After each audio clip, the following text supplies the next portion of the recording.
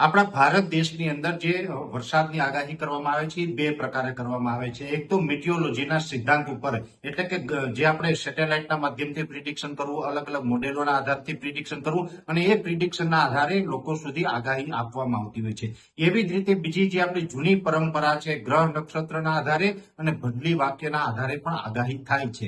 અને આપણી જે હિન્દુ સંસ્કૃતિ છે, હિન્દુ પરંપરા છે, આ સૌથી જૂની અને સૌથી સચોટ. આની અંદર આપણે ક્યાંક ને ક્યાંક આપણી સમસ્યાના સમાધાન મળતા હોય છે.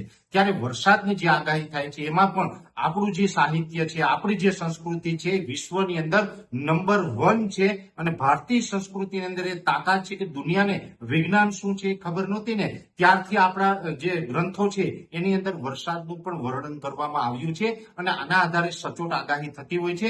અને એમાં પણ આપણા જો ગુજરાત રાજ્યની વાત કરવામાં આવે તો ગુજરાત રાજ્યની અંદર જ્યારે વરસાદની આગાહીની જો વાત કરો તો એમાં સૌથી પહેલું એક નામ સામે આવે છે, એ છે અંબાલાલભાઈ પટેલ, જે ખૂબ મોટી ઉંમરના છે, તે નિવૃત્ત અધિકારી છે.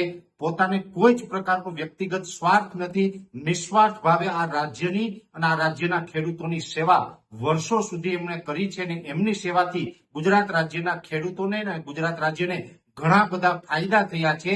પણ હવે આજકાલ વિજ્ઞાન જાથા છે એ સસ્તી પ્રસિદ્ધિ માટે થઈને અંબાલાલ કાકાનો અને એની આગાહીનો વિરોધ કરી રહ્યા છે. અંબાલાલ કાકા હોય કે કોઈ પણ વ્યક્તિ હોય, અંતે બધા માણસ છે.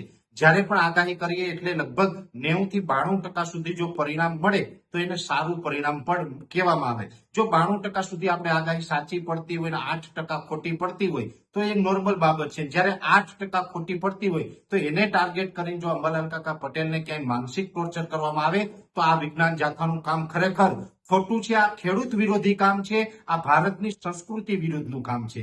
બીજું, આજે તો અંબાલાલ કાકાએ એવી એક જાહેરાત કરી છે કે હવે આજથી હું આગાહી કરવાનું બંધ કરું, કેમ કે વારંવાર વિજ્ઞાન જાથા તરફથી એને માનસિક રીતે પ્રતાડિત કરવામાં આવ્યા, એને ટોર્ચર કરવામાં આવ્યા અને એના માનસિક ત્રાસથી આજે અંબાલાલ કાકા આગાહીમાંથી જે નિવૃત્તિ લઈ રહ્યા છે.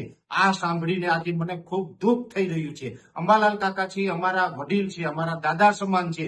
અંબાલાલ કાકા પાસેથી હજુ અમારે ઘણું બધું શીખવાનું છે. અને આવા વ્યક્તિને, આવા મહાપુરુષને જો કોઈ વ્યક્તિ છે પોતાની સસ્તી પ્રસિદ્ધિ માટે થઈને માનસિક ટોર્ચર કરે કે એને પ્રતાડિત કરી અને એને બળજબરી પૂર્વક એમને નિવૃત્તિ લેવડાવવામાં આવે તો આ ખૂબ ખોટું થઈ રહ્યું છે. એટલે હું વિજ્ઞાન જાથાનો અહીંયા વ્યક્તિગત રીતે વિરોધ કરું છું કે વિજ્ઞાન જાથા ખોટું છે. એ હંમેશા માટે આવા સીધા સાધા વ્યક્તિઓની, ભારતીય સંસ્કૃતિની, ભારતીય પરંપરાનો વિરોધ કરતા આવ્યા છે. અને આની અંદર જે અંબાલાલ કાકાએ જે અત્યાર સુધી યોગદાન આપ્યું એ ગુજરાતના ખેડૂતો ક્યારેય નહીં ભૂલી શકીએ. બીજું વાત કે આજે વિજ્ઞાન જાથાએ એક એવી વાત કરી છે કે આગાહીકારોના કારણે ખેડૂતોને નુકસાન થયું છે. અરે, આગાહીકારોના કારણે નુકસાન થયું છે એવું તમે આજે કહો છો તો વિજ્ઞાન જાથાને હું સવાલ કરું છું, વારંવાર અતિવૃષ્ટિ થાય, અનાવૃષ્ટિ થાય, વાવાઝોડા આવે, ખેડૂતોને ઘણું બધું નુકસાન થાય, ત્યારે સરકારની સામે અવાજ ઉઠાવવાનું હોય ત્યારે તમારું મોઢું કેમ સિરાઈ જાય છે?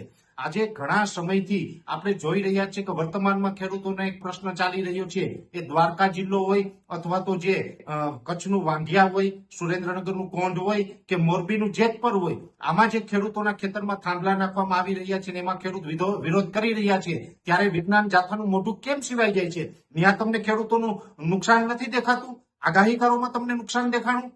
એટલે આ કહી શકાય કે ખેડૂતોને વધુ એક બરબાદ કરવા માટેનું એક મોટું ષડયંત્ર છે. અને આ ષડયંત્રનો ભાગ છે, આ ષડયંત્રનો હિસ્સો છે વિજ્ઞાન જાથા થઈ રહ્યું છે.